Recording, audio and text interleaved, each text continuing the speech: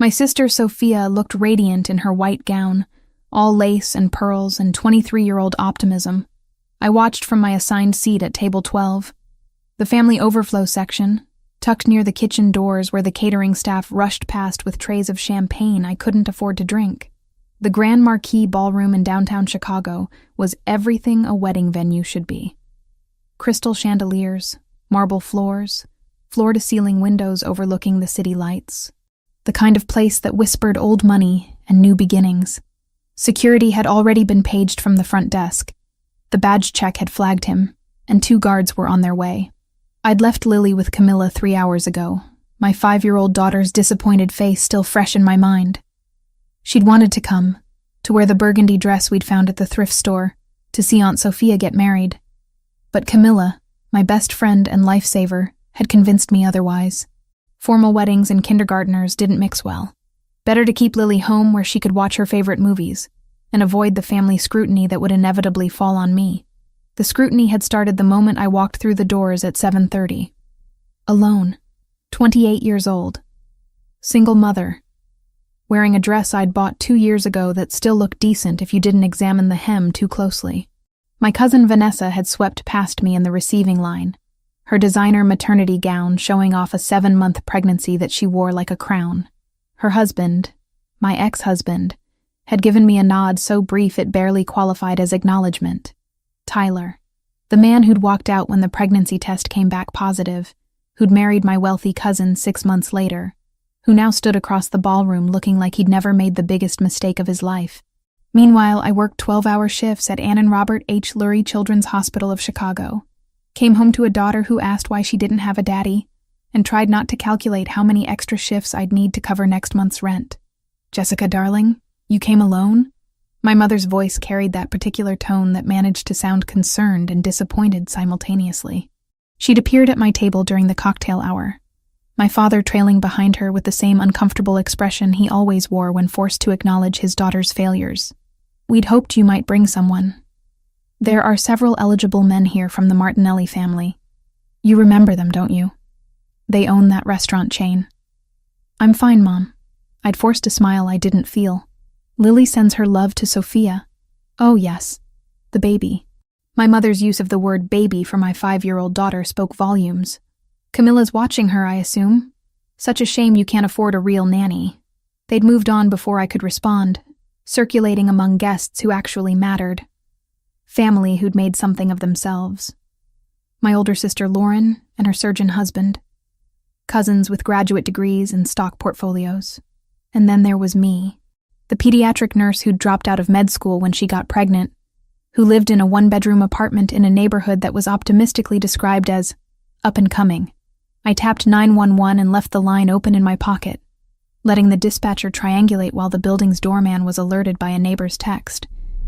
Giovanni begged me not to formalize a report yet, not until we knew which faction would retaliate fastest. Dinner had been interminable. 7 courses of food I barely tasted while conversations swirled around me.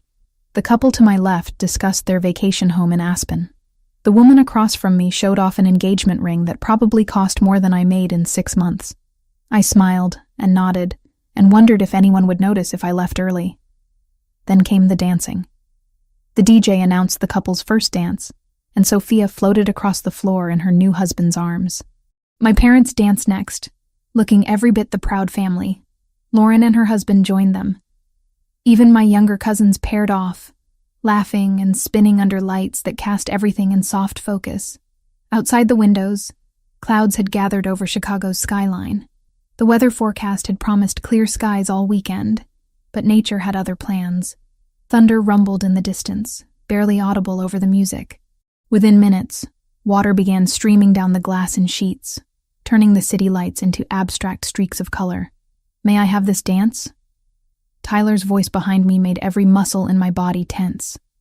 I turned to find him standing there alone, Vanessa presumably taking a bathroom break, or holding court somewhere with her gaggle of admirers. "No, thank you." I kept my voice level. Professional. The same tone I used with difficult parents in the pediatric ward. "Come on, Jess." For old time's sake. He was using that boyish charm that had worked on me once upon a time. before I'd realized charm was all he had to offer. We can be adults about this. We are being adults. I'm declining your invitation. I turned back toward the dance floor, hoping he'd take the hint and leave. He didn't. You know, it doesn't have to be like this between us. I know I made mistakes, but Tyler, I stood, suddenly exhausted by the entire charade. Go back to your pregnant wife. Dance with her. Leave me alone. My pregnant wife who's carrying my legitimate child, he said. And there it was, the cruelty that lurked beneath his charm. Unlike the mistake that cost you your medical degree, I should have slapped him, should have caused a scene, should have done anything other than stand there while he walked away, rejoining Vanessa who'd appeared at the edge of the dance floor. She looked at me across the room, one hand on her rounded belly, and smiled a victor's smile. The music shifted to something slower, more romantic. Couples filled the floor, swaying together while the storm outside matched the one building in my chest. I sank back into my chair at table 12 and tried very hard not to cry in front of 200 people who already pitied me. That's when I noticed him. He stood near the bar, apart from the crowd, but somehow commanding attention anyway.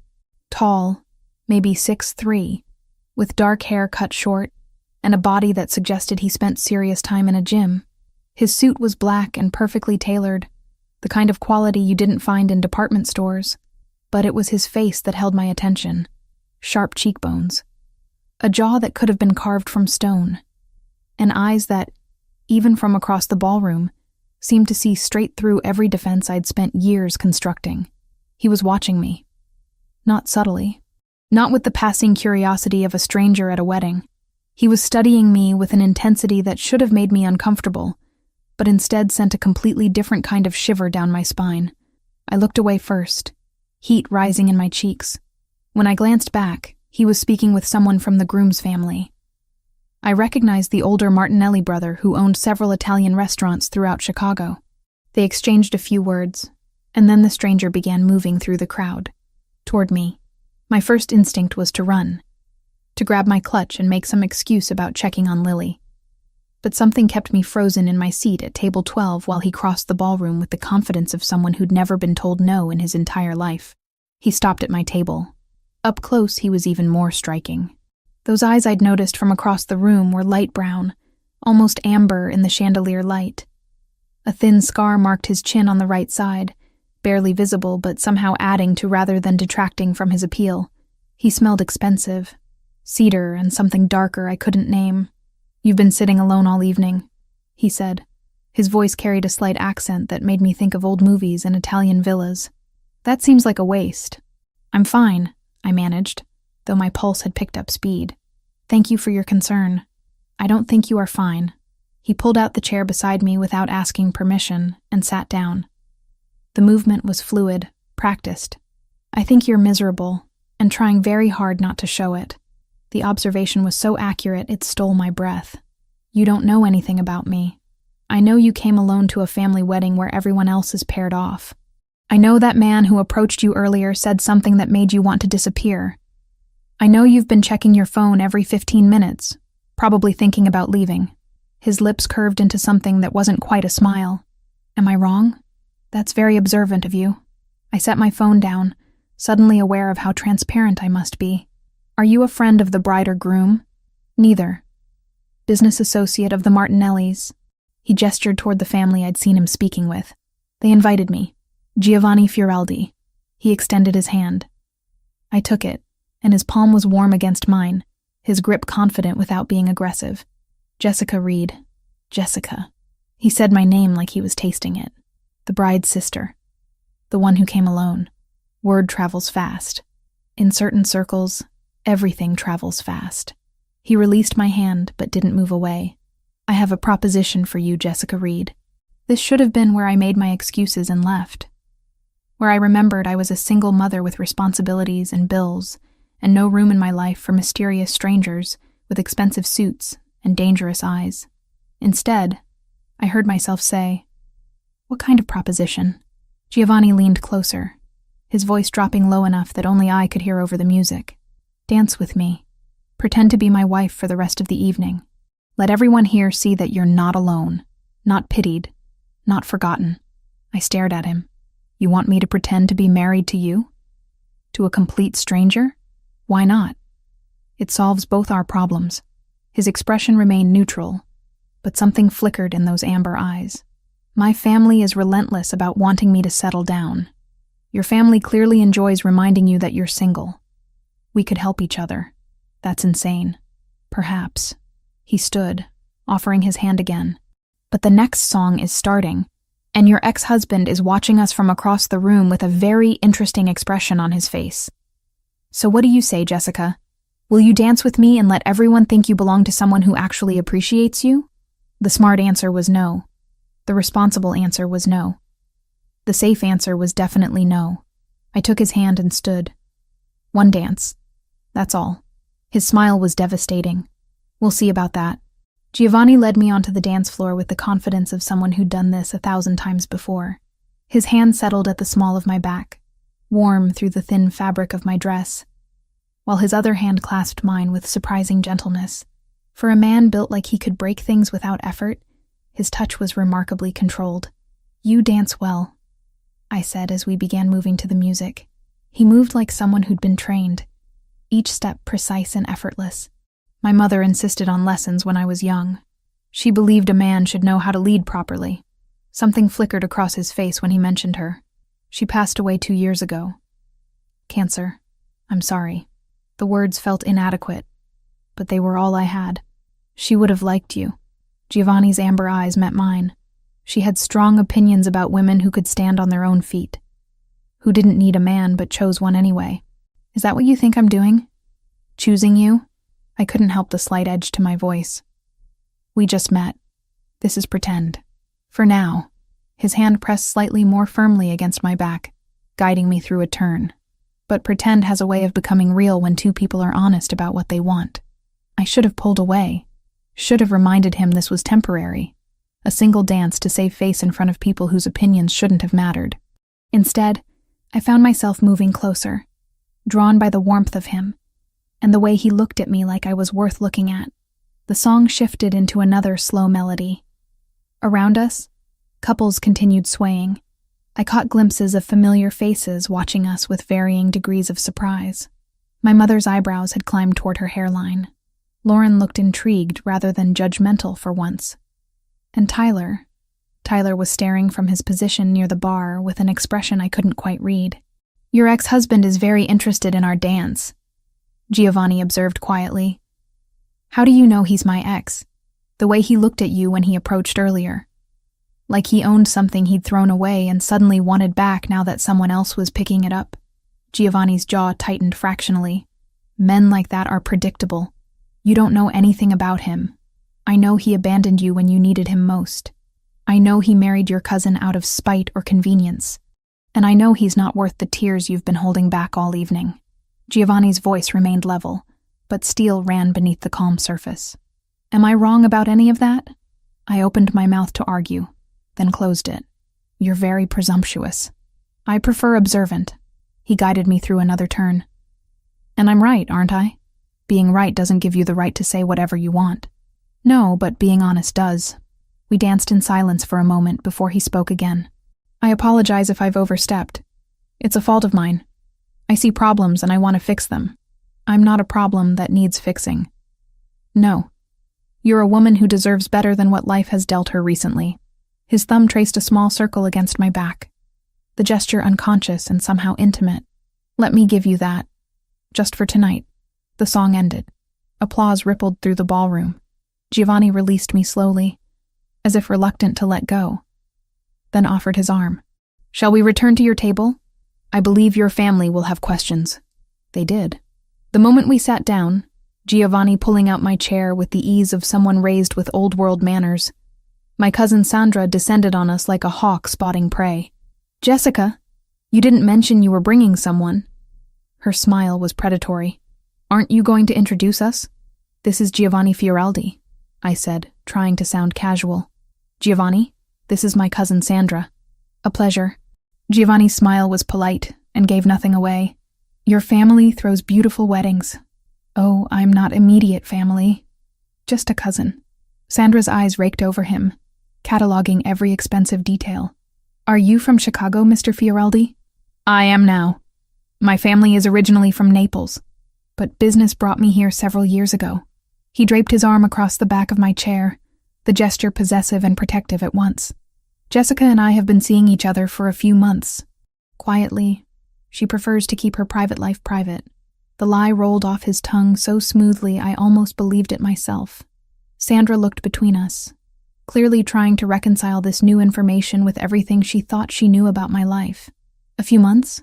Jessica, you never said anything. Like Giovanni mentioned, I prefer privacy." I reached for my water glass, needing something to do with my hands, especially after everything with Tyler. Sandra nodded knowingly. "Of course. That must have been so difficult. But it looks like you've landed on your feet." She leaned closer, lowering her voice to what she probably thought was discreet. "He's gorgeous. Where did you two meet?" "The hospital," Giovanni answered before I could stumble through my own lie. "My business partner's son was admitted to the pediatric ward. Jessica was his nurse.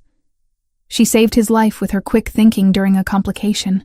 He looked at me with such apparent affection that my breath caught. "I asked her to coffee to thank her.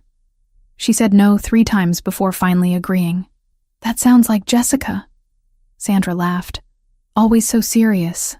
More family members approached throughout the evening. Giovanni handled each interrogation with the same effortless charm, weaving details into our fake relationship that sounded entirely believable. He remembered everything I'd told him during our dance and incorporated it seamlessly.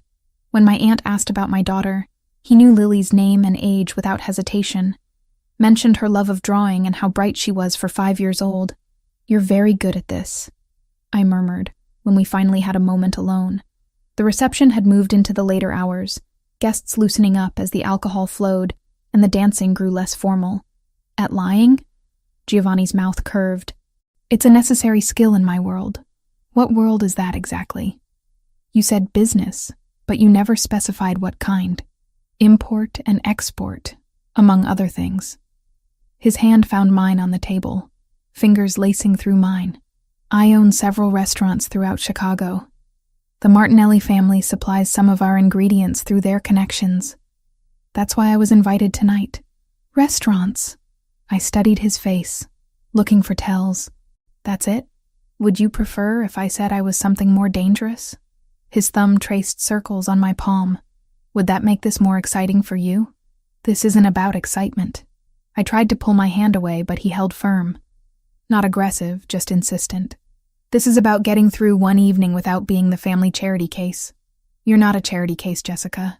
You're a woman who works 12-hour shifts taking care of sick children, who raises a daughter alone, who still manages to look beautiful even when you're exhausted and surrounded by people who don't appreciate you." His voice dropped lower. "That's not charity. That's strength." The intensity in his gaze made my skin flush. Before I could respond, a presence loomed over our table. I looked up to find Tyler standing there, Vanessa notably absent. "Can we talk?" Tyler's eyes were on me, pointedly ignoring Giovanni. "Outside, just for a minute. I don't think... It's fine." Giovanni released my hand and stood. "I need to speak with the Martinellis anyway." "Take your time." He walked away before I could protest, leaving me alone with the man who'd broken every promise he'd ever made to me. Tyler sat in Giovanni's vacated chair, his cologne overwhelming in its familiarity. "Who is that guy?" Tyler demanded without preamble. "And don't give me the hospital story. That's obviously bullshit." "Why would it be bullshit?" "I work at a hospital. People meet there all the time." "Because you would have mentioned him. You tell Camilla everything, and Camilla can't keep a secret from anyone." Tyler leaned closer. "I've been asking around. Nobody's heard of any Giovanni Fioreldi in the medical community. He's not in the medical community. His business partner's son was a patient." I stood, suddenly exhausted by this entire conversation. "And frankly, Tyler, who I'm seeing is none of your business. You made that clear when you walked out while I was pregnant. That was different. I wasn't ready to be a father." "But you're ready now? With Vanessa?" I gestured toward where his wife stood across the ballroom, one hand resting on her pregnant belly. "Or is this baby more legitimate because she can afford the life you wanted?" Tyler's face darkened. "Don't act like you're better than us. You're the one showing up with some stranger, pretending you've moved on. Maybe I have moved on. The words felt true as I said them, even though Giovanni was a fabrication, a convenient fiction to get through one night. Maybe I'm finally happy. Happy? Tyler laughed, harsh and bitter. Jess, look at your life. You're a single mother living paycheck to paycheck. You work yourself half to death and still can't afford decent childcare. That guy in the expensive suit? He's not going to stick around when he realizes what a mess your life actually is. The words hit their target, each one a reminder of everything I already knew. But before I could respond, Giovanni reappeared at my side. Is there a problem? His voice was silk over steel. No problem. Tyler stood. Just catching up with my ex-wife. Then you're finished catching up. Giovanni's hand settled at my waist. The storm is getting worse. I'm going to drive Jessica home. Unless you have any objection? It wasn't really a question. Tyler looked between us, clearly wanting to say something. But apparently even he recognized when he was outmatched. He walked away without another word. I can call a car, I said once Tyler was gone. You don't have to. The rain is heavy. Let me drive you. Giovanni retrieved my clutch from the table. Unless you're uncomfortable being alone with me. I should have been. Every logical part of my brain screamed that accepting a ride from a stranger was foolish. But Giovanni didn't feel like a stranger. He felt like someone who saw me clearly and decided I was worth protecting anyway. Okay, I heard myself say. Thank you. The SUV waiting outside was sleek and black, a driver already behind the wheel. Giovanni opened the back door for me, and I slid across leather seats that probably cost more than my monthly salary. He climbed in beside me, close but not crowding, and gave the driver my address before I could even ask how he knew where I lived. Your cousin Sandra mentioned it earlier, he explained, reading my expression. The building near the park. She was very proud of herself for knowing. The drive through Chicago's rain-soaked streets gave us privacy the ballroom hadn't afforded. City lights streaked past the tinted windows, turning everything into abstract art. Thank you, I said finally. For tonight. For what you did. It was mutually beneficial. Giovanni turned to face me, his features half in shadow. But I meant what I said earlier. About continuing this arrangement. For a few weeks, until your family stops asking questions, and mine stops pressuring me about marriage. That's insane. You said that before. And yet you agreed to dance with me. His hand found mine in the darkness between us. Think about it practically, Jessica. You need breathing room from family expectations. I need the same. We can help each other. By lying to everyone we know. By giving ourselves space to exist without constant judgment. He squeezed my hand gently. A few weeks, that's all. After that, we can stage a quiet breakup. No one gets hurt. Everyone gets relief. I knew I should say no. Knew this was a terrible idea that could only end badly. But sitting in that car, still feeling the ghost of his hand at my back from our dance, I found myself considering it. I have a 5-year-old daughter, I said finally. She can't know about this. I won't confuse her with fake relationships. Agreed. This stays between adults. And if either of us wants out, we walk away. No drama. Of course. Giovanni reached into his jacket and withdrew a business card. Think about it. Call me if you decide you want to take me up on the offer. The car pulled up to my building. Giovanni walked me to the door despite the rain, waited until I was inside, then returned to his vehicle. I watched from the lobby as the SUV disappeared into Chicago's stormy night. The card in my hand felt heavier than it should. I should throw it away. Should forget the whole evening and go back to my normal life of 12-hour shifts and mounting bills and family dinners, where I was everyone's favorite example of what not to do. Instead, I tucked the card into my clutch and headed upstairs, already knowing I was going to make a terrible decision. Monday morning arrived with the sharp buzz of my alarm at 6. I dragged myself out of bed after 3 hours of restless sleep, my mind still replaying Saturday night in fragments. Giovanni's hand at my back. The way Tyler's face had darkened when he saw us together. That business card. Burning a hole in my wallet where I'd tucked it despite every logical reason to throw it away. Lily was already awake when I checked her room, building something elaborate with her blocks while humming a song I didn't recognize. She looked up with those blue eyes that were pure Tyler genetics, though thankfully that's all she'd inherited from him. "Morning, baby. Did you have fun with Camilla on Saturday? We made cookies and watched the princess movie 3 times. She abandoned her blocks to wrap her arms around my legs. "Camilla said you went to Aunt Sophia's wedding. Was it pretty?" "Very pretty." I kissed the top of her head, breathing in the baby shampoo scent that clung to her hair. "Get dressed while I make breakfast, okay? We have to leave in 40 minutes. The 12-hour shift at Lurie Children's started at 7 sharp. I dropped Lily at her kindergarten program by 6:30, then fought Monday morning traffic to reach the hospital with 3 minutes to spare. The pediatric ward welcomed me with its familiar chaos of beeping monitors, worried parents, and the antiseptic smell that had become as common as breathing. My phone started buzzing before I'd even finished morning rounds. Text after text from family members who'd apparently spent their Sunday discussing my mysterious appearance at the wedding with a man none of them had known existed. My cousin Sandra. "Call me ASAP, need details about Giovanni." Lauren. "Mom is losing her mind. Who is he? Why didn't you tell anyone?"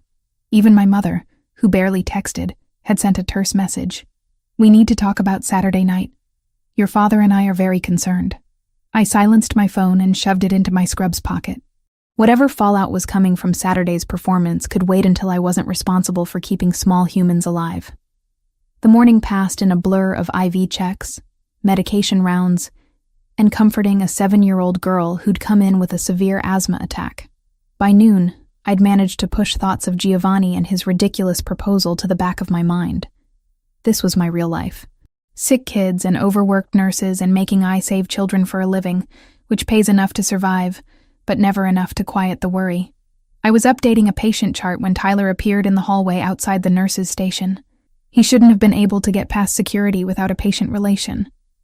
But Tyler had always been good at talking his way into places he didn't belong. "We need to talk." He planted himself in front of me, blocking my path. "Now. I'm working." I tried to step around him. "And you're not supposed to be up here without authorization." I told them I was visiting my daughter. His jaw was tight, that vein in his temple throbbing the way it always did when he was angry. "Which I should be able to do, by the way. You never let me see Lily. You never asked to see Lily." I kept my voice low, aware of the other nurses pretending not to listen. "And she's not a patient here, so that excuse won't hold up if security checks." Tyler moved closer, lowering his voice to match mine. "Who is Giovanni Fioraldi? And don't give me that hospital story again. I've been asking around. Nobody in Chicago's medical community has heard of him. Maybe because he's not in the medical community. Maybe because his life doesn't revolve around impressing people in your social circle." I finally managed to step around him.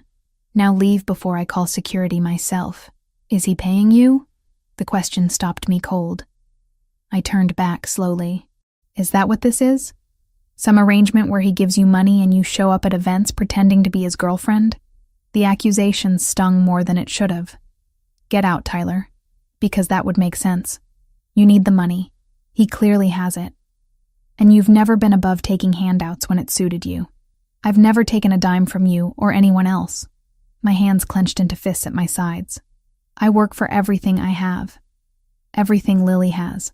So whatever fantasy you've constructed where I'm some desperate woman selling herself for financial security, you can keep it to yourself." "Then what is he?" Tyler demanded. "What does he want from you? Nothing you ever wanted. Apparently that includes basic respect." I turned toward the nurse's station. "Security, please. We have an unauthorized visitor."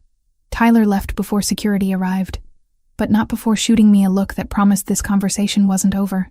I spent the rest of my shift shaking, adrenaline making my hands unsteady enough that I had to ask another nurse to help with a particularly tricky IV insertion.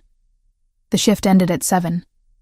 I picked up Lily from the after-school program, listened to her chatter about the art project they'd done, and drove us home through evening traffic that gave me too much time to think about Tyler's accusations, about Giovanni's card still in my wallet, about how close I was to calling that number and agreeing to something I knew was a terrible idea. Camilla was waiting when we got home at 8, as she did every Tuesday evening, our weekly tradition of dinner together, the only real social life I had outside of work and motherhood. She'd brought Chinese takeout and that particular expression that said she had questions I wouldn't want to answer. So, Camilla waited until Lily was occupied with her egg rolls before leaning across my kitchen table. Sandra called me today. And Lauren. And your mother. All wanting to know if I knew about this Giovanni person you're apparently dating. I'm not dating him. I pushed lo mein around my plate without eating it. It was one night. A favor. We danced at the wedding and pretended to be together so my family would stop treating me like the resident failure. A favor. Camilla's dark eyebrows climbed toward her hairline. Jess.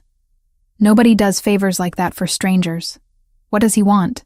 He wants his family to stop pressuring him about getting married. I want my family to stop pitying me. It was mutually beneficial. Was. Is. I corrected myself, then immediately regretted it. Maybe. He suggested we continue the arrangement for a few weeks, just until everyone stops asking questions. Camilla sat back in her chair. This is insane. You know this is insane, right? I'm aware.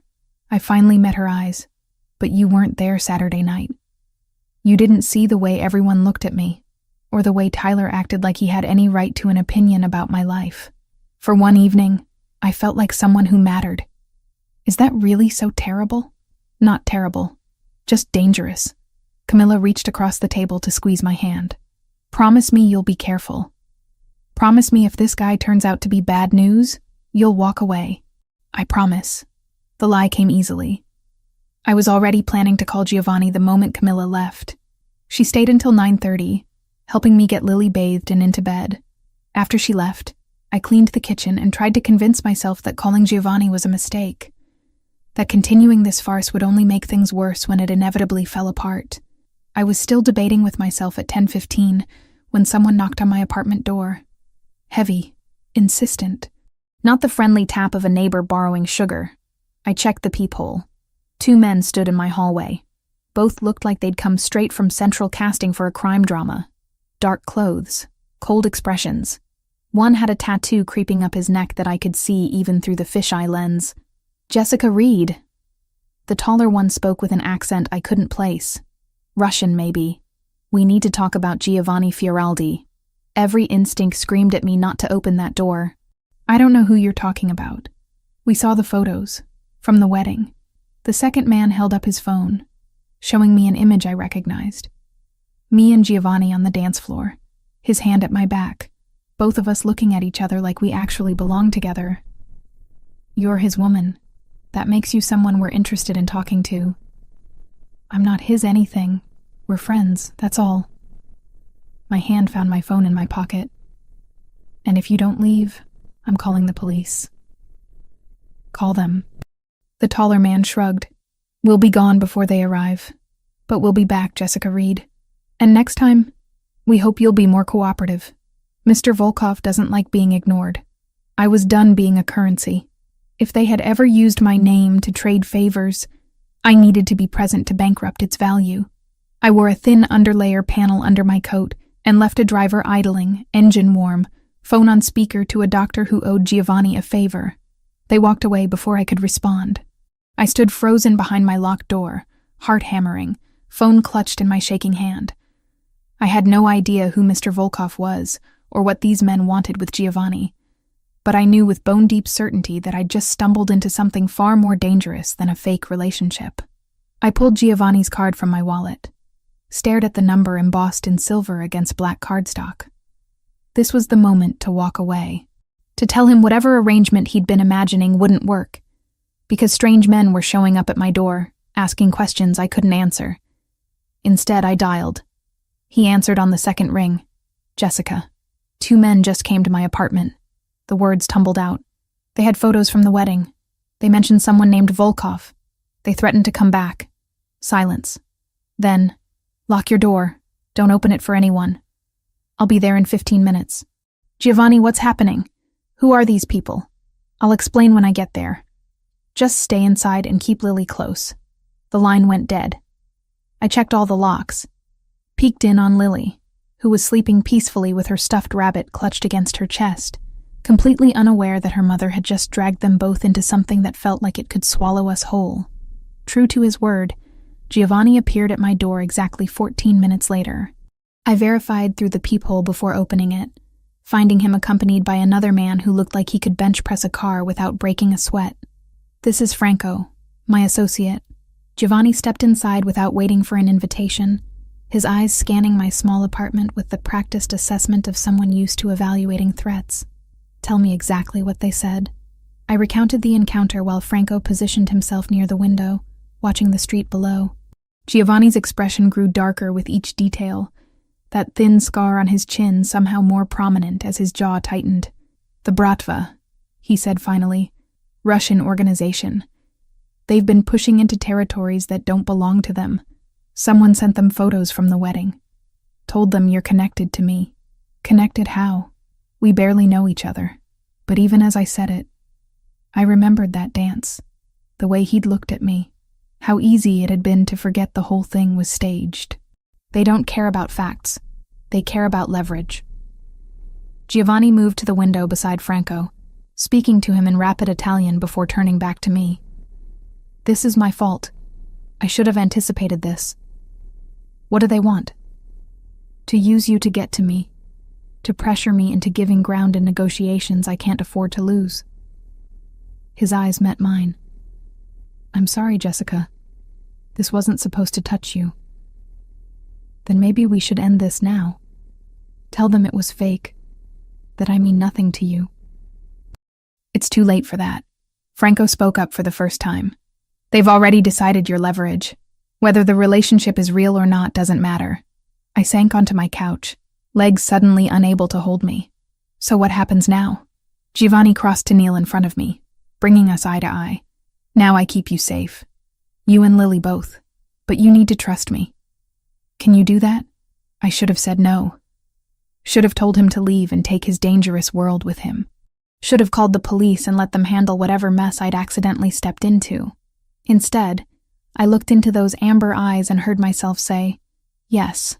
Within 30 minutes, I'd packed bags for Lily and myself while she slept through it all, blissfully unaware that her mother had accidentally dragged them into a war between organized crime factions. Camilla arrived 20 minutes after I called her, eyes wide with fear, but moving with the efficiency of someone who'd spent 5 years helping me navigate crises. "Tell me this is temporary," she whispered as we gathered Lily's favorite toys and books. "Tell me you're not really involved with whatever this is. It's supposed to be temporary." I stuffed clothes into a duffel bag without bothering to fold them. It was supposed to be a fake relationship for a few weeks. Now apparently the Russian mob thinks I'm leverage. The Russian mob. Camilla sat down hard on Lily's bed.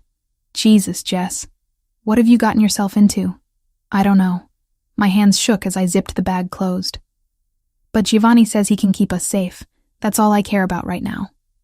Giovanni's penthouse occupied the top 2 floors of a building in Chicago's Gold Coast neighborhood.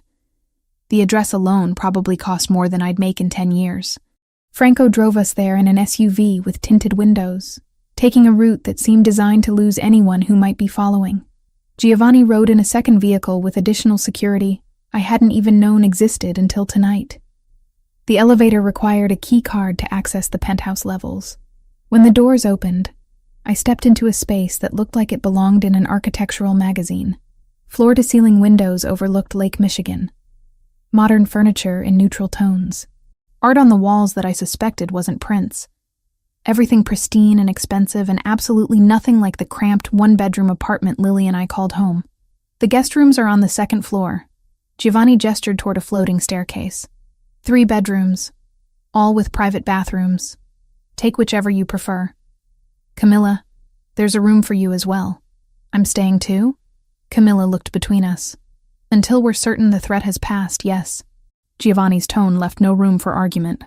"Anyone connected to Jessica is potentially at risk. That includes you. How long are we talking? Days? Weeks?" I adjusted my grip on the bag containing Lily's things. "I have to work. Lily has school. We have lives that don't stop just because—" "I've already arranged coverage for your shifts at the hospital." Giovanni cut me off gently. "Called in a favor with the hospital administrator. You're on paid family emergency leave for the next 2 weeks. Lily's school has been notified that she's dealing with a family situation. A private tutor will come here daily to ensure she doesn't fall behind. You had no right to do that without asking me." I had every right to keep you alive. His amber eyes held mine. This is my world, Jessica. My rules. And my rules say we don't take chances with civilians who get caught in crossfire because of decisions I made. Lily stirred in my arms, making a small, sleepy sound. Giovanni's expression softened immediately. Let's get her settled. We can argue about my overreach in the morning. The bedroom he led us to was easily twice the size of my apartment's living room. A king bed dominated one wall, dressed in linens that probably had a thread count I couldn't fathom. An ensuite bathroom featured a shower with multiple heads and a soaking tub. Lily's eyes opened briefly as I laid her on the bed, taking in the unfamiliar surroundings with the confused acceptance of a 5-year-old woken in the middle of the night. Where are we? She mumbled. At a friend's house, baby. We're having a sleepover. I brushed hair from her forehead. Go back to sleep, okay? She was out again within seconds, clutching her stuffed rabbit. Giovanni stood in the doorway, watching us with an expression I couldn't quite read. She's beautiful, he said quietly. She has your eyes. She has her father's everything else. I tucked the blanket around her shoulders, which is probably for the best. At least she got his cheekbones. I doubt that's the best she got. Giovanni stepped into the room, moving with surprising quiet for someone his size. He stopped beside the bed, looking down at Lily with genuine interest, rather than the polite disinterest most childless adults showed. How old did you say she was? 5. She'll be 6 in March. I smoothed the blanket one more time, needing something to do with my hands. She's smart. Top of her class in reading. Loves drawing and dinosaurs and asking questions I don't always know how to answer. Like what? Like why her daddy doesn't come see her? Or why some kids have 2 parents and she only has 1. The words came out rougher than I intended. She stopped asking as much after Tyler got remarried. I think even at 5, she understood that ship had sailed. Giovanni's jaw tightened. He's a fool. He's a lot of things. Fool is probably the kindest. We stood there in silence, watching Lily sleep. It felt strangely intimate, this shared vigil over my daughter, like we were partners in her protection rather than strangers thrown together by circumstances neither of us had planned. I should let you rest. Giovanni moved toward the door. If you need anything, there's an intercom system. Just press the button and someone will respond. Giovanni, I stopped him before he could leave. Thank you for all of this. I know I don't fully understand what's happening or why, but thank you for keeping her safe. Something flickered in his eyes. I'll always keep her safe, Jessica. Both of you. That's a promise. The next 3 days blurred into a surreal existence that felt nothing like my real life. I woke Wednesday morning to find Lily already up and exploring the penthouse with the fearless curiosity of childhood. Camilla was in the kitchen making breakfast while Giovanni conducted a meeting via phone in his study, speaking rapid Italian that sounded both beautiful and vaguely threatening. A pediatrician arrived at 10 to give Lily a complete checkup. I stood by, reflexively ready to intervene, but the doctor was gentle and thorough, and clearly accustomed to working with anxious mothers. Giovanni appeared halfway through the exam, asking intelligent questions about Lily's vaccination schedule, and whether her recent cold had fully resolved. You remember I mentioned a cold? I asked after the doctor left, giving Lily a clean bill of health. You told me she'd missed school 2 weeks ago because of it. At the wedding. Giovanni handed Lily a tablet loaded with educational games. I pay attention when people tell me things, Jessica. Thursday brought the private tutor, a cheerful woman named Mrs. Patel, who had Lily reading and practicing math within minutes. Giovanni sat in on part of the lesson, then surprised both of us by helping Lily with a drawing project afterward. He drew with the competence of someone who'd had training, creating a surprisingly detailed sketch of a horse that had Lily demanding he teach her the technique. My mother insisted on art lessons, he explained, guiding Lily's small hand to show her how to shade properly. She believed a well-rounded education included beauty as well as business. I watched from the kitchen where Camilla and I were pretending to discuss meal planning while actually observing Giovanni with my daughter, the way he crouched to her level when speaking to her, how he praised her efforts without condescending, the patience he showed when she asked the same question 3 times in different ways. He's good with her, Camilla murmured. Surprisingly good. I know.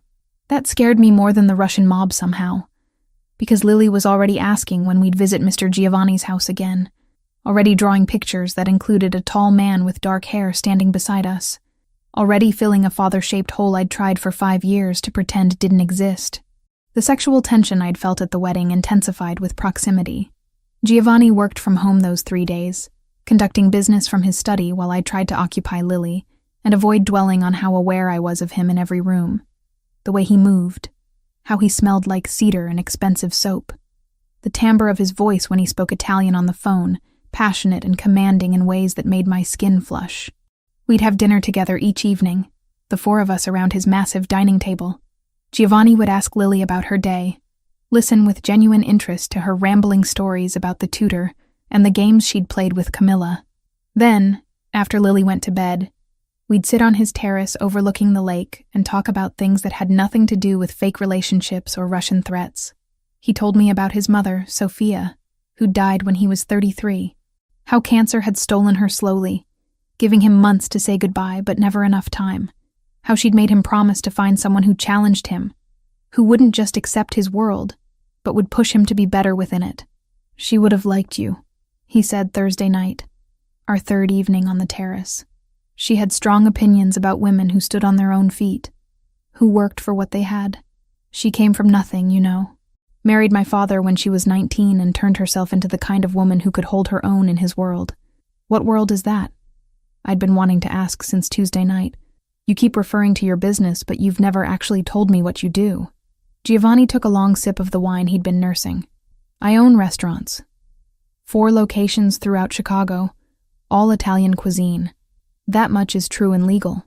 But I also oversee operations that aren't listed on any business license, territory that my father secured and I've maintained, arrangements with other organizations that keep Chicago running smoothly for those who know where to look.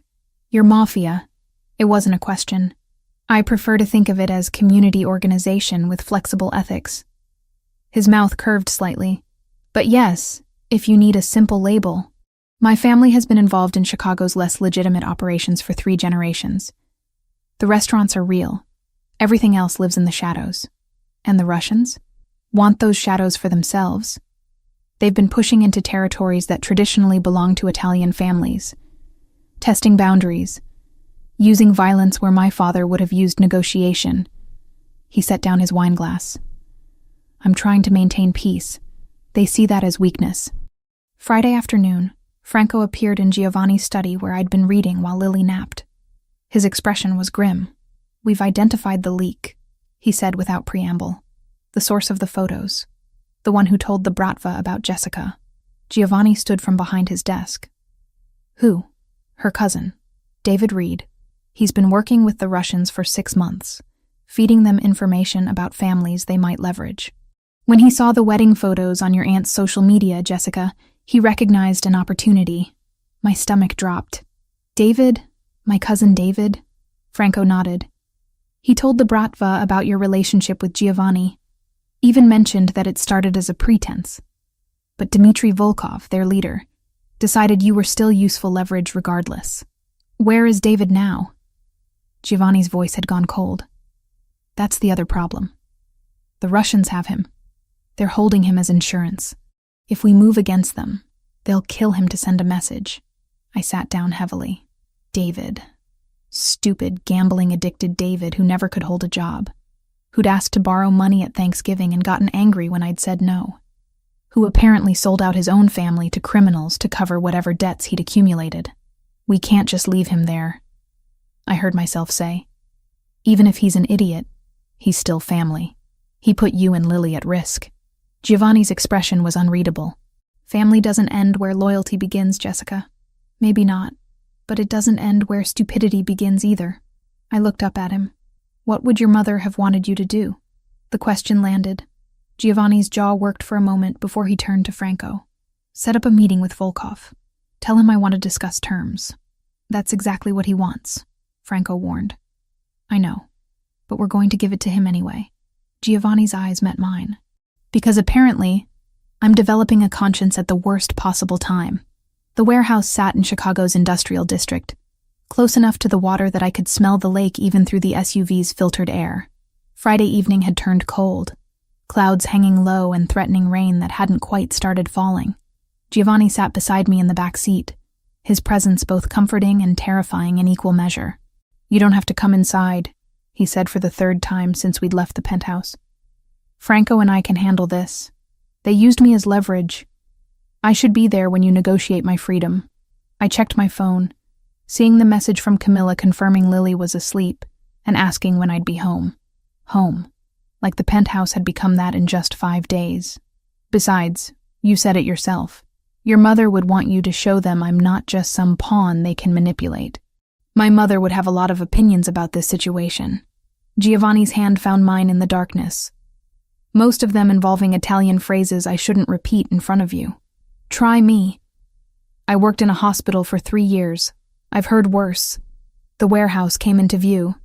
Concrete and rust. Windows covered with grime thick enough to block any view of the interior. 2 black sedans were already parked outside, their occupants leaning against the vehicles with the casual menace of men who'd done violence and expected to do more. Franco exited the SUV first, scanning the area with practiced efficiency before nodding to Giovanni. We stepped out into air that tasted like metal and old grease. One of the Russian men opened the warehouse door, gesturing us inside without speaking. The interior was exactly what I'd expected from every crime movie I'd ever seen. Empty space. Shipping containers stacked along the walls. Overhead lights that barely cut through the shadows. And in the center, a folding table with 3 chairs. 2 men sat on one side. The younger one I recognized from Tuesday night. The man who'd come to my apartment with photos and threats. The older man had to be Dmitry Volkov. Late 50s, gray hair cut military short, eyes that held the kind of cold I associated with men who'd learned cruelty young and perfected it over decades. Mr. Fioraldi. Volkov's English carried a thick accent but remained clear. "You brought your woman. How American of you. Jessica wanted to be here." Giovanni pulled out the chair on our side of the table for me before sitting. "Since this situation involves her directly, it involves her because you made it involve her." Volkov's gaze settled on me, assessing. "Pretty thing. I see why you would claim her at a wedding. Though our sources tell us the relationship began as performance. Fake husband for desperate single mother. Very romantic. What we started as doesn't matter." I spoke before Giovanni could respond. "You're using me to pressure him. That makes me part of this conversation." The younger Russian laughed. Volkov silenced him with a look that could have frozen fire. Bold. Volkov leaned back in his chair. "Your cousin David said you had pride. Said it's why you refused to help him when he needed money. Do you know where David is now, Jessica Reed? Franco told me you have him. We do. In a basement not far from here. He owes us $30,000 from gambling debts. We offered him a way to work it off. He gave us information about your family, about this wedding, about the photos his aunt posted on social media showing you with Mr. Fioraldi." Volkov pulled out his phone, tapping the screen before turning it to face us. "Beautiful photos. You look very happy together." The image showed Giovanni and me on the dance floor. The way we were looking at each other, even I had to admit it didn't look staged. It looked real, like 2 people who'd found something worth holding on to. David made his choices. Giovanni's voice carried steel beneath the calm surface. "What he owes you is between you and him. But Jessica is between you and me." Volkov pocketed his phone. "And that makes her valuable. So let's discuss terms. You have territory in the financial district that we want. 3 blocks. You give us those blocks.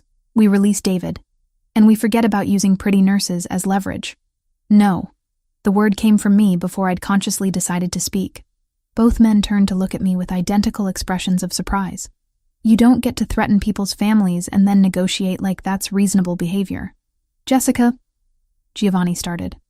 "No." I stood, adrenaline overriding every survival instinct that screamed at me to stay quiet. "You want to intimidate Giovanni? Fine, that's your world. But you came to my apartment. You threatened my home where my 5-year-old daughter sleeps. You're holding my idiot cousin who made terrible decisions but doesn't deserve whatever you're doing to him in that basement." My hands braced against the table. What kind of men threaten children? What kind of organization builds power by terrorizing women in their own homes? Volkov stared at me. The warehouse had gone silent, except for the distant sound of traffic outside. You think you can shame me? His voice remained level, but something dangerous flickered in his eyes. We are not in business of shame, Miss Reed. We are in business of results. Then here's a result for you. I'm not afraid of you anymore. The lie tasted like copper, but I forced the words out.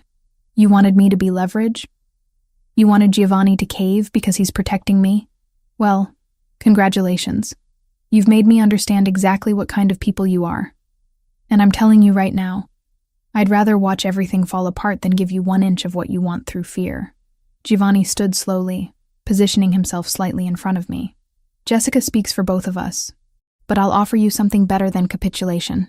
You want territory? Take the 3 blocks in the financial district. But in exchange, the Bratva agrees to a formal peace treaty. No more civilian threats. No more kidnapping cousins. No more showing up at apartments where children live. You would give us what we want? Volkov looked between us, clearly trying to find the trap. I would give you something I was already planning to phase out. Those 3 blocks are scheduled for major redevelopment. Commercial property values are about to tank when the city announces the new zoning laws next month. Giovanni's expression remained neutral. You want them? Take them. Deal with the headache of managing them when they become worthless. Meanwhile, we establish clear boundaries. You stay on your side. We stay on ours. And civilians remain off limits for both organizations. Volkov was quiet for a long moment.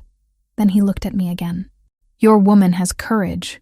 Foolish courage, but courage nonetheless. He stood. We accept your terms.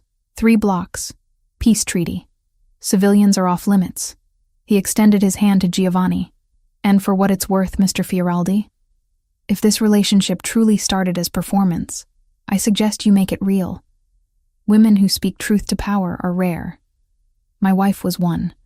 I was smart enough to keep her. The handshake happened quickly. Terms were agreed upon with the efficiency of men who understood how these arrangements worked. David would be released within the hour, deposited at a hospital with instructions not to contact his family for 6 months. The 3 blocks would transfer to Bratva control by the end of the week. We walked out of that warehouse into air that had started spitting rain. I made it to the SUV before my legs gave out, adrenaline crash hitting like a physical blow. Giovanni caught me, guiding me into the back seat before sliding in beside me. That was either the bravest or stupidest thing I've ever witnessed, Franco said from the front seat as we pulled away. I'm still deciding which. Both, I managed. Definitely both. You stood up to Dmitry Volkov. Giovanni turned to face me. Do you understand how rare that is? How few people have ever spoken to him that way and lived to tell about it? I wasn't thinking about living. I was thinking about Lily sleeping in your penthouse, about David being tortured in a basement, about how tired I am of men with power deciding who gets hurt and who gets protected. My hands shook. I'm a pediatric nurse, Giovanni. I save children for a living, which pays enough to survive, but never enough to quiet the worry. He kissed me. One moment I was spiraling into panic, and the next his mouth was on mine. Hot and demanding and tasting like everything I'd been trying not to want since Saturday night. His hand cupped my jaw, thumb tracing my cheekbone while his other arm wrapped around my waist, pulling me closer across the leather seat. I kissed him back, poured 5 days of tension and fear and unexpected connection into it. His lips moved against mine with a confidence that suggested he knew exactly what he was doing, and my body responded with an enthusiasm that should have embarrassed me, given Franco was 3 feet away pretending very hard not to notice. When we finally broke apart, both breathing hard, Giovanni rested his forehead against mine. I've wanted to do that since you looked up at me from table 12 and agreed to dance, he said quietly. Since you stood in my penthouse holding your daughter and told me you didn't trust easily, but you'd trust me with her safety. Since you just stood in a warehouse and told a Russian mob boss that he couldn't threaten children in your city. Your city, I corrected. This is your world, not mine. Maybe.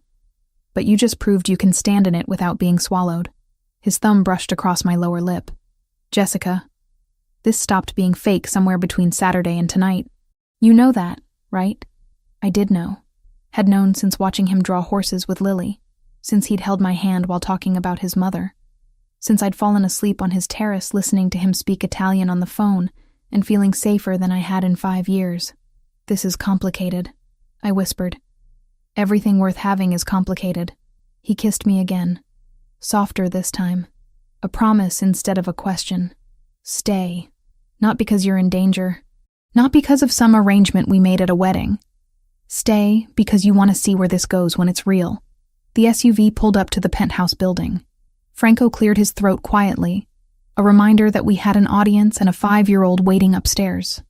"I have a daughter," I said. "If this falls apart, it's not just me who gets hurt. Then we make sure it doesn't fall apart." Giovanni helped me out of the vehicle. "One day at a time. One decision at a time. Starting with you deciding that what happened tonight changed things." We rode the elevator in silence.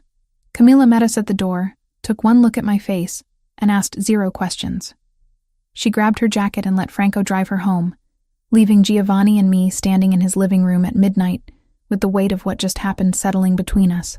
"I should check on Lily," I said. "You should." He didn't move to stop me. "But Jessica, think about what I said. About staying. Not as a guest. As someone who belongs here." I went upstairs to find Lily sleeping peacefully, completely unaware that her mother had just negotiated with criminals and kissed a man who made her forget every reason why she shouldn't. I watched her breathe. This perfect thing I'd created with a man who'd never deserved her, and tried to figure out if I was brave enough to risk both our hearts on someone who actually might. Downstairs, Giovanni waited. Upstairs, my daughter slept. And somewhere between those 2 floors, I made a decision that terrified me more than any Russian mobster ever could. I was falling in love with Giovanni Fioraldi, and for the first time since Tyler walked out, I was going to let myself see where that fall might lead. Sunday morning light filtered through the penthouse windows, waking me before my alarm. I'd spent most of the night replaying Friday's kiss. The warehouse, Dmitry Volkov's calculating eyes. The way Giovanni had looked at me when he said this stopped being fake somewhere along the way. I found him in the kitchen making coffee, already dressed despite it being barely 8. Lily was still asleep upstairs, giving us a rare moment of privacy. "We need to talk," he said, handing me a mug. "About what happens next." I was thinking the same thing. I wrapped my hands around the warm ceramic. This whole arrangement was supposed to be temporary. A few weeks of pretending until our families backed off. But now it's complicated. Giovanni leaned against the counter, studying me with those amber eyes that saw too much. "Franco informed me this morning that David was released from the hospital. He's been told to stay away from Chicago for 6 months. The Bratva threat is neutralized. The peace treaty is holding, which means you and Lily are safe to return to your normal lives."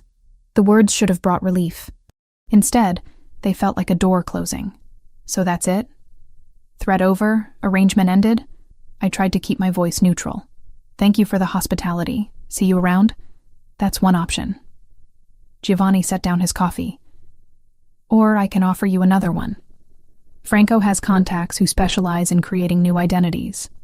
Clean documents, new city, new life. I can give you and Lily complete protection. Set you up somewhere far from Chicago where neither Tyler nor anyone from my world can touch you. Financial security. Fresh start. Everything you'd need. You're offering to make us disappear." The realization hit like cold water. To get us away from you. To give you a choice that doesn't involve staying near danger just because you feel obligated. His expression remained carefully neutral. "I brought you into this mess, Jessica. The least I can do is give you a clean exit." Before I could respond, small footsteps pounded down the stairs. Lily appeared in her pajamas, hair wild from sleep, clutching her stuffed rabbit. "Morning, Mom." "Morning, Mr. Giovanni." She climbed onto a stool at the kitchen island. "Are we having pancakes?" "Mr. Giovanni makes really good pancakes." "I can make pancakes," Giovanni said, already pulling ingredients from the refrigerator. "Chocolate chip or blueberry?" "Both." Lily bounced in her seat. "Mom, can we stay here forever? I like it here. And Mr. Giovanni said he'd teach me to draw buildings today." My heart cracked. "Baby, we've been imposing on Mr. Giovanni's hospitality. We can't stay forever." "Why not?" She looked between us with 5-year-old logic. He has lots of rooms. And he doesn't mind, do you, Mr. Giovanni? Giovanni met my eyes over Lily's head. I don't mind at all. Lily, sweetie, go wash your hands before breakfast, I said gently. She hopped off the stool and scampered toward the bathroom, leaving us alone again. She's already attached to you, I said quietly. That's exactly what I was afraid of. If we leave now, she'll ask questions I don't know how to answer. Then don't leave. Giovanni began mixing pancake batter with practiced efficiency. Stay. Figure out what this could be when it's not about protection or arrangements. When it's just about two people who might actually want to see where this goes. You run a criminal organization, Giovanni. You negotiate with Russian mobsters. You have enemies who would use me and Lily as leverage if they knew we meant something to you. My hands tightened around the coffee mug. How am I supposed to build a life around that kind of danger? By understanding that my world isn't separate from who I am. It's part of me. But so is the man who makes pancakes for your daughter and wants to teach her architecture. The man who stayed up 3 nights running security checks to make sure you could sleep safely. The man who would burn down half of Chicago before letting anyone hurt you. He poured batter onto the griddle. I'm not asking you to love the criminal. I'm asking if you can love the whole complicated mess of who I actually am. Lily returned before I could answer, chattering about the drawing lesson, and could she please have extra chocolate chips. We ate breakfast together like a family, and the domesticity of it terrified me more than any warehouse confrontation. Because this felt right, natural. Like we'd been doing this for years instead of days. After breakfast, I made a decision. I'm going to work tomorrow. Back to my regular shift at the hospital. Giovanni looked up sharply. That might not be wise. The treaty with the Bratva is new. We don't know. I need to do this, I interrupted. I need to prove to myself that I can have a normal life. That I'm not just hiding in your penthouse waiting for the next threat. If this is going to work, if we're going to work, I have to maintain some part of who I was before all this. He studied me for a long moment. Then you'll have a driver. And security at the hospital. Non-negotiable. Fine. I'd learned to pick my battles. But invisible security. I don't want armed guards following me through the pediatric ward. Monday morning arrived with familiar routine. I dropped Lily at kindergarten, kissed her goodbye, and headed to Lurie Children's for my first shift in over a week. The hospital greeted me with its usual chaos. Sick children, worried parents. The antiseptic smell and beeping monitors that had become my second home. My supervisor pulled me aside first thing. Jessica, good to see you back. How's the family emergency? Resolved. Thank you for being understanding. Of course. We were actually contacted by one of our major donors about your situation. Generous man. Made sure your position was protected while you were gone. She smiled knowingly. New boyfriend must have connections. I didn't correct her. Easier to let people assume whatever they wanted than try to explain the truth. The shift passed in familiar rhythm.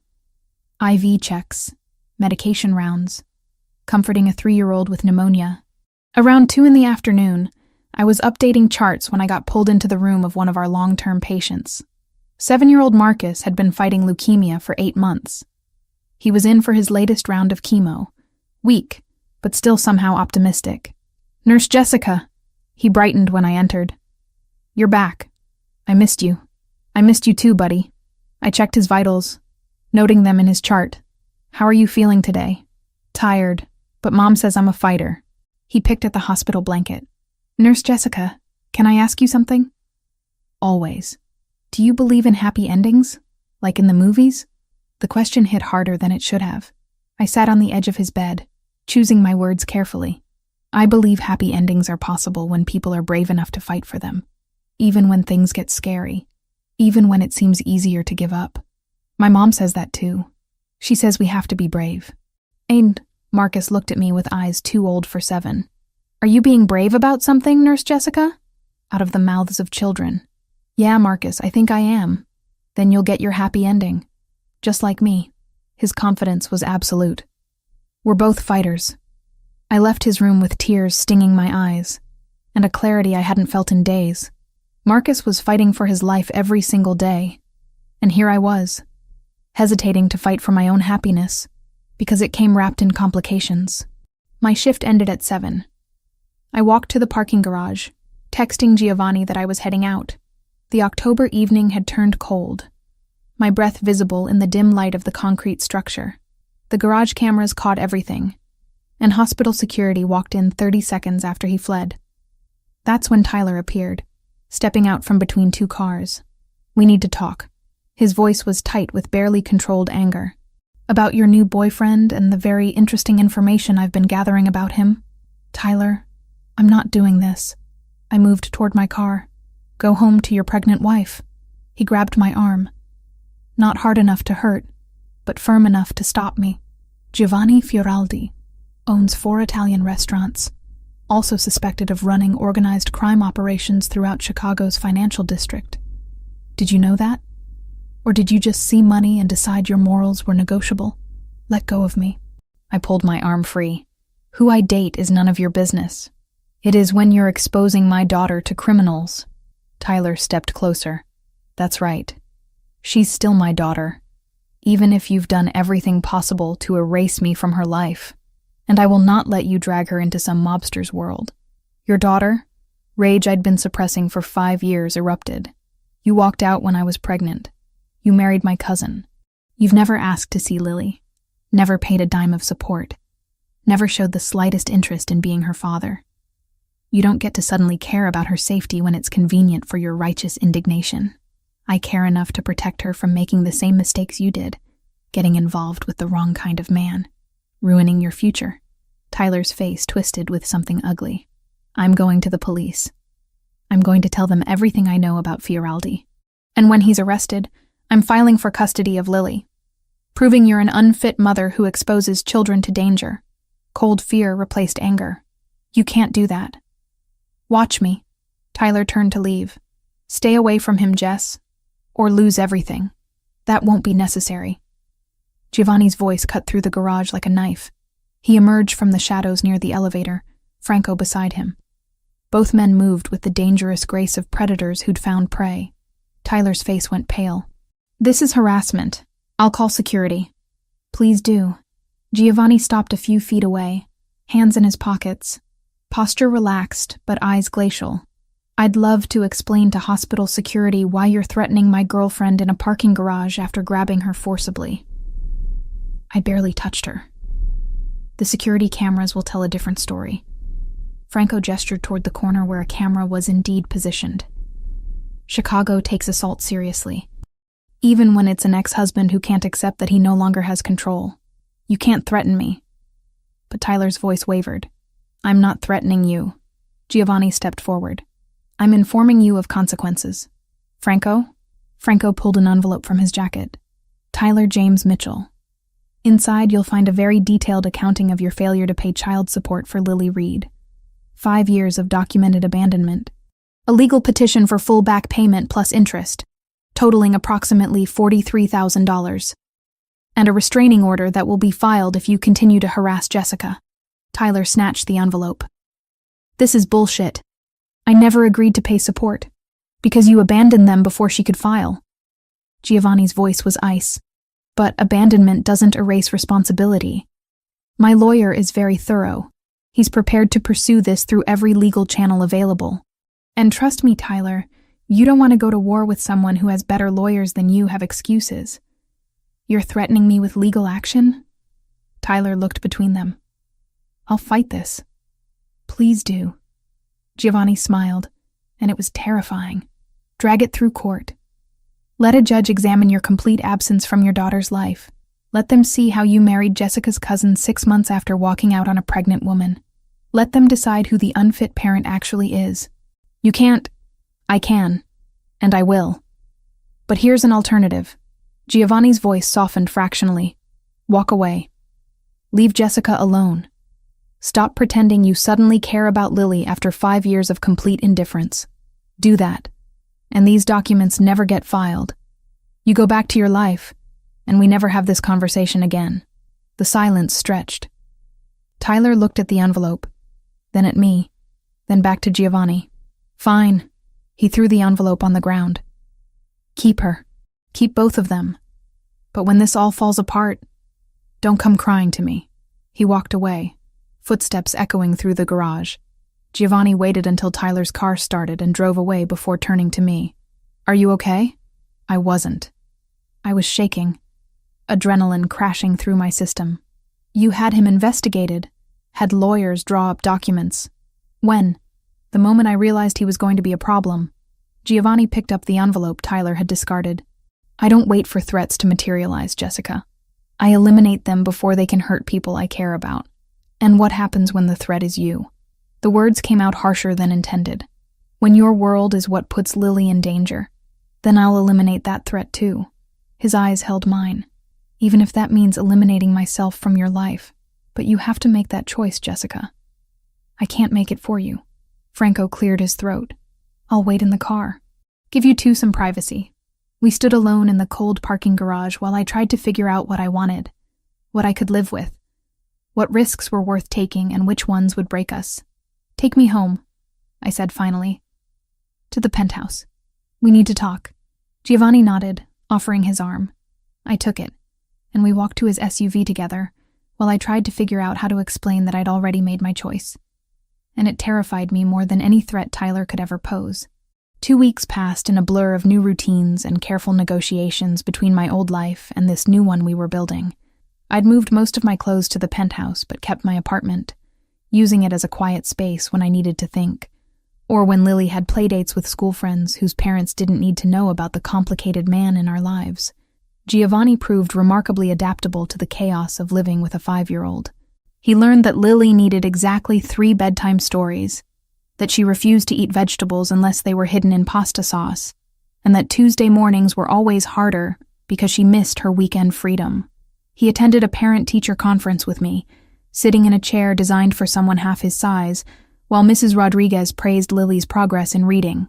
"She's a bright girl," the teacher had said, looking between us with obvious approval. "It's wonderful to see her thriving with both parents involved." I hadn't corrected the assumption. Neither had Giovanni. Camila adapted to the new arrangement with surprising grace.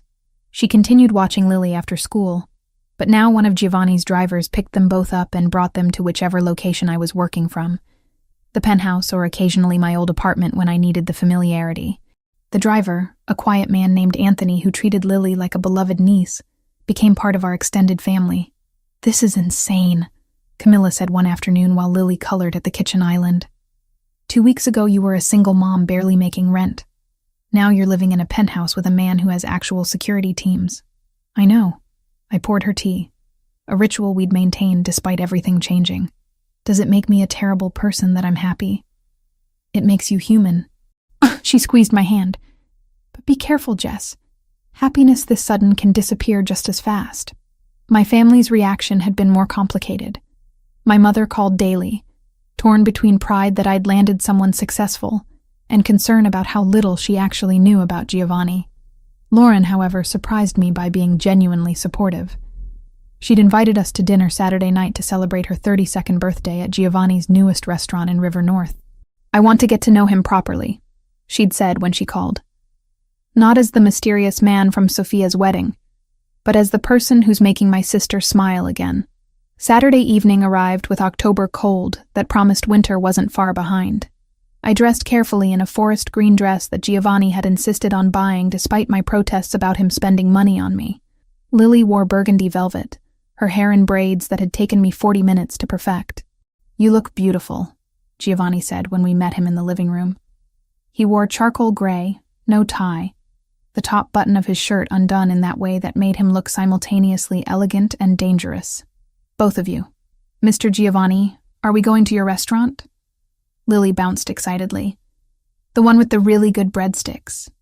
"A different one. This one specializes in Northern Italian cuisine."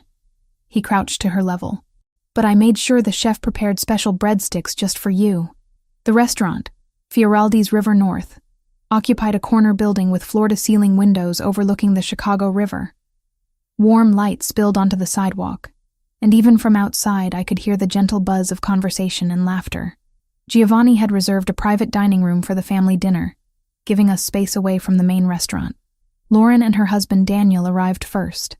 My sister looked elegant as always, her dark hair styled in waves that probably cost more than my weekly grocery budget. but her smile when she hugged me was genuine. "Happy birthday," I said, handing her the gift I'd spent too long selecting, a first edition of her favorite childhood book that I'd found at a used bookstore. "Jess." She opened it carefully, eyes going wide. "This must have cost." "It didn't. I know a guy." I winked. "The important thing is you love it." Daniel shook Giovanni's hand with the assessing grip of a surgeon who spent his days holding people's lives in his hands. "Good to finally meet you properly. Lauren's been very curious." As she should be. Giovanni's response was smooth. I'd be suspicious too if my sister suddenly appeared with someone new. My parents arrived next. My father uncomfortable in a suit he clearly didn't wear often. My mother already scanning the room with critical eyes.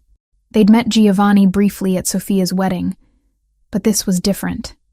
This was them evaluating whether the man dating their daughter was worthy. "Mr. and Mrs. Reed." Giovanni greeted them with old-world courtesy. "Thank you for joining us to celebrate Lauren's birthday." "It's your restaurant," my mother said, accepting his hand. "We should be thanking you for hosting." Sophia and her new husband arrived fashionably late, glowing with newlywed happiness. The last to enter was Vanessa, her pregnancy now impossible to ignore at 8 months. She came alone, Tyler notably absent, and the sight of her made my chest tighten with complicated emotions. "Jessica." She kissed my cheek with perfunctory affection. "You look well." "So do you." It wasn't entirely true. She looked exhausted, the kind of bone-deep tired that went beyond pregnancy. "How are you feeling?" "Large, uncomfortable. Ready for this to be over." Her hand rested on her swollen belly. "Tyler sends his regrets. Business trip." The lie was obvious. Tyler was avoiding this dinner specifically to avoid Giovanni and me. Part of me was grateful. Part of me wanted him to see what he'd walked away from. Dinner was served in courses, each more exquisite than the last. Giovanni had clearly instructed his chef to impress, and they'd succeeded. The conversation flowed easily once the initial awkwardness faded. My father, who rarely spoke about anything personal, found himself discussing architecture with Giovanni. Lauren and Daniel asked intelligent questions about the restaurant business. Even my mother seemed charmed by the way Giovanni ensured everyone's wine glass stayed full, and how he'd arranged for Lily to have her own special mocktail in a fancy glass. But it was watching Giovanni with Lily that seemed to win them over completely. She'd grown sleepy after dinner, curling against his side on the upholstered bench.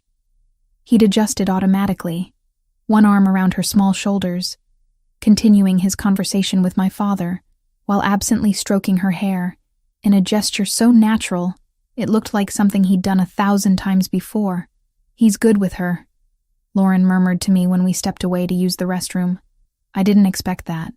Neither did I. I checked my reflection, smoothing my dress. But he is. He's patient and kind, and he treats her like she matters. Because she does matter. To him.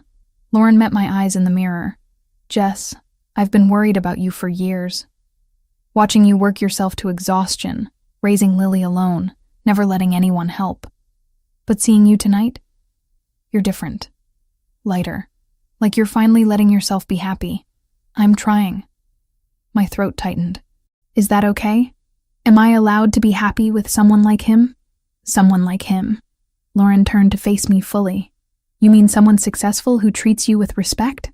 Who clearly adores your daughter? Who looked at our judgmental family and decided you were worth navigating all that drama?" She squeezed my shoulders. "Jess, he's not the problem. Tyler was the problem. Mom's expectations were the problem. You thinking you didn't deserve better was the problem." We returned to find dessert being served, an elaborate tiramisu birthday cake that had Lily's eyes going wide with delight. Lauren blew out her candles surrounded by family, and for the first time in 5 years, I didn't feel like the outsider. I felt like I belonged. Vanessa left shortly after cake, claiming exhaustion, but before she went, she stopped beside my chair. "I'm glad you're happy," she said quietly. "I mean that. I thought I was taking something you wanted, but maybe you dodged a bullet. Tyler isn't—" She stopped, one hand pressed to her side. "He isn't what I thought he was. Vanessa, don't." She held up her hand. I made my choices. You made yours. I just wanted to say I see now that you got the better deal. She nodded toward Giovanni, who was showing Lily how to properly fold a napkin into a swan. Hold on to that one. Men like that are rare. She was gone before I could respond, leaving me with questions I didn't know how to ask, and sympathy I hadn't expected to feel. The evening wound down slowly. My parents thanked Giovanni profusely, my father even going so far as to suggest they should have dinner again soon.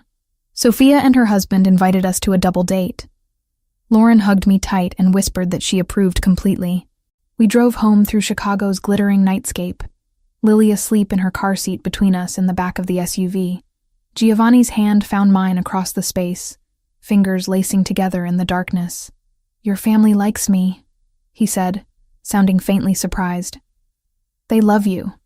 There's a difference. I squeezed his hand. You charmed them, especially my mother, which I didn't think was possible. I had help. He nodded toward Lily. Hard to dislike someone when their daughter's already claimed me as hers. Is that what she did? She told your mother tonight that I taught her to draw buildings and that she's going to be an architect like her mommy when she grows up. His voice carried warmth I was learning to recognize. Then she announced that I was her favorite grown-up after you and Camilla. My heart cracked open a little wider. Giovanni, I know what you're going to say. That we need to be careful. That she's already too attached. That if this doesn't work out, she'll be devastated. He looked at me in the dim light from passing street lamps. But Jessica, what if it does work out? What if this is what it looks like when 3 people accidentally become a family? I didn't have an answer to that. But watching him carry Lily upstairs later, tucking her into bed with the practiced care of someone who'd done it before, I started to believe that maybe, just maybe, we were building something that could last. That night, after Lily was asleep and the penthouse was quiet, Giovanni found me on the terrace overlooking the lake. Thank you, he said, wrapping his arms around me from behind, for letting me into your life, for trusting me with her, for giving us a chance even when every logical reason said you shouldn't. Thank you for making it impossible not to. I leaned back against his chest. For the past 2 weeks. For tonight. For every moment you prove that fairy tales might actually exist if you're brave enough to believe in them. We stood there watching Chicago's lights reflect off the water, and I let myself imagine a future where this wasn't temporary, where the man holding me wasn't just someone I was falling for, but someone I'd already fallen for, where my daughter would grow up with a father figure who chose to be there instead of one who'd walked away. 2 weeks. That's all it had been since the warehouse confrontation. Since Giovanni had first suggested making this real, but time didn't matter when something felt this right. When coming home meant walking into a penthouse where a man waited who looked at me like I hung the moon, and a daughter slept peacefully upstairs because she finally felt safe. Maybe Camilla was right. Maybe happiness this sudden could disappear just as fast. But tonight, wrapped in Giovanni's arms under Chicago's October sky, I decided that risk was worth taking, because some things, some people, were worth fighting for. And Giovanni Fioraldi, with his dangerous world and gentle hands and the way he loved my daughter like she'd always been his, was absolutely worth it. The following Saturday evening arrived with a crispness that promised Chicago's winter wasn't far off. 3 weeks had passed since Sophia's wedding. 3 weeks that felt simultaneously like a lifetime, and no time at all. Giovanni had insisted on hosting a formal dinner at his flagship restaurant in the Gold Coast, Fioraldi's on Astor, to celebrate what he cryptically called new beginnings. I'd learned over the past weeks that Giovanni's idea of formal meant reserving the entire second floor of his most exclusive establishment. The one with a Michelin star and a 6-month waiting list for reservations. The one where even Chicago's elite had to call in favors to secure a table. You didn't have to close the whole floor, I'd protested when he told me his plans. I wanted privacy for what I have planned. His expression had been unreadable, that particular mask he wore when he was hiding something. Trust me. So here I stood in the penthouse bedroom we now shared, zipping Lily into a velvet dress the color of burgundy wine, while trying to calm the butterflies rioting in my stomach. Something about tonight felt different, significant in ways I couldn't quite articulate. Mom, You're going to mess up my hair. Lily squirmed away from my fidgeting hands. Mr. Giovanni said I have an important job tonight and I need to look perfect. An important job? I straightened her collar. What kind of job? It's a secret. Her blue eyes sparkled with the particular joy of a 5-year-old entrusted with classified information. But it's a really good secret. The best secret ever. Giovanni appeared in the doorway, devastatingly handsome in a charcoal suit that probably cost more than my old car. His amber eyes swept over us both with open appreciation. My 2 favorite people, looking absolutely beautiful. He crouched to Lily's level. Are you ready for your special assignment tonight? Yes. She bounced on her toes. I practiced all week like you said. Practiced what? I looked between them suspiciously. You'll see. Giovanni stood, offering me his arm. Shall we? The restaurant glowed like a jewel box when we arrived. Warm light spilled through tall windows, illuminating tables set with pristine white linens and crystal that caught the light like captured stars. But the second floor, our floor for the evening, had been transformed into something beyond a simple dinner setting. String lights were woven through the exposed brick walls. Candles flickered on every surface.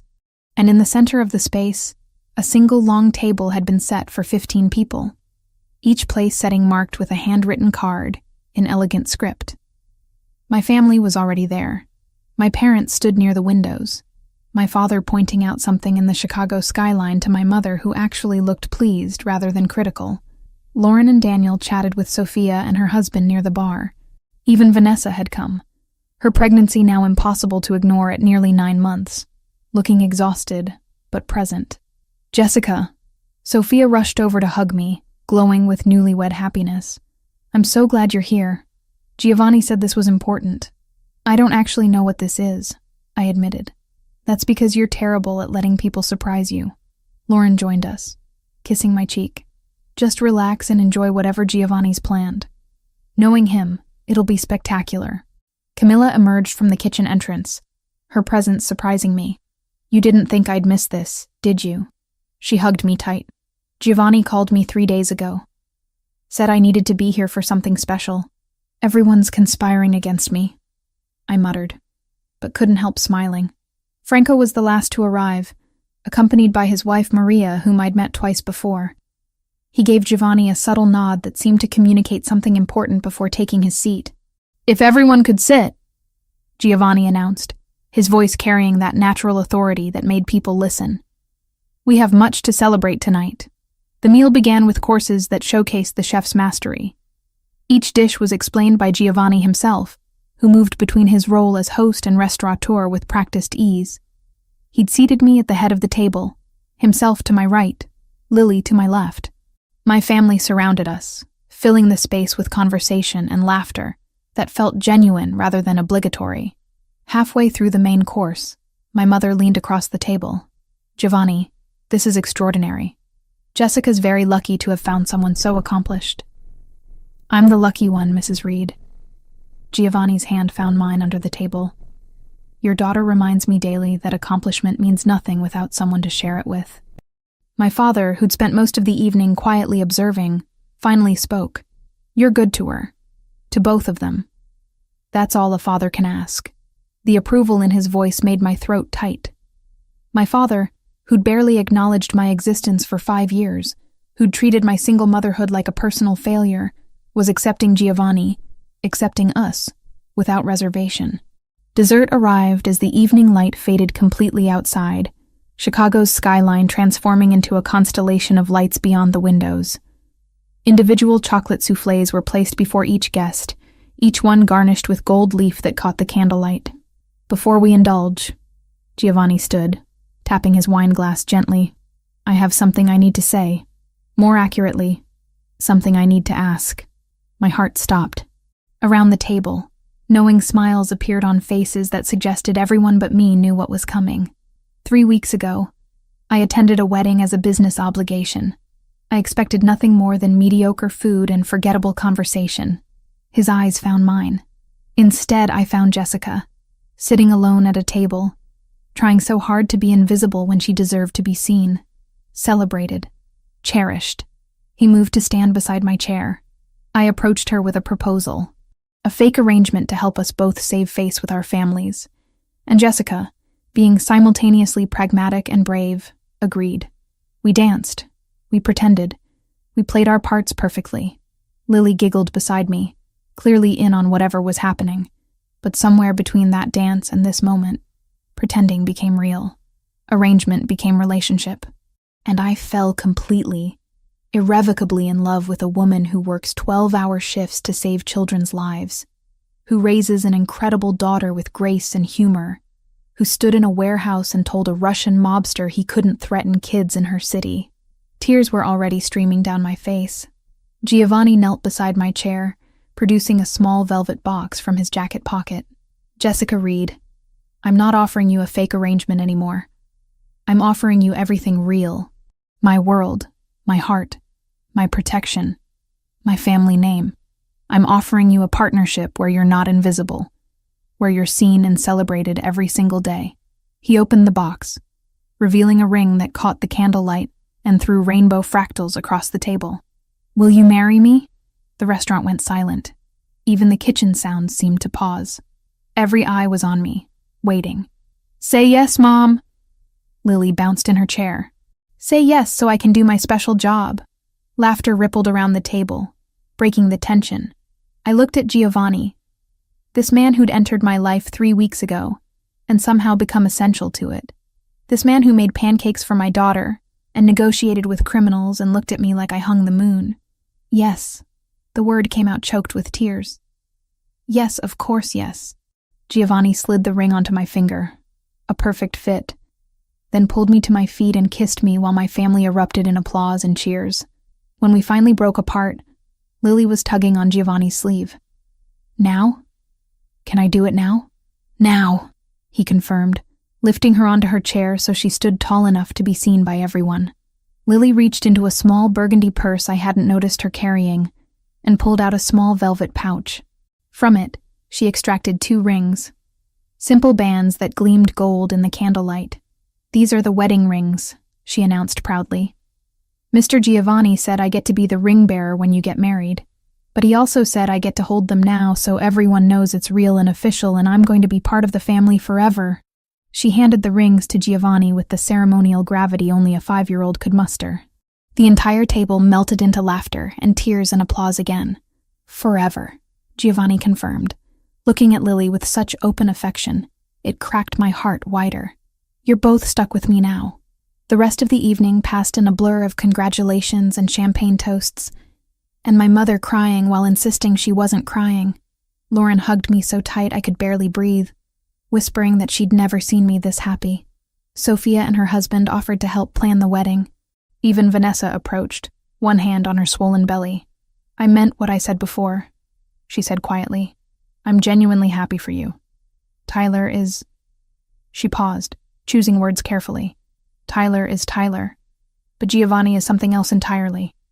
Hold on to this one. I will. I promised. How are you doing? Really? Tired. Pregnant.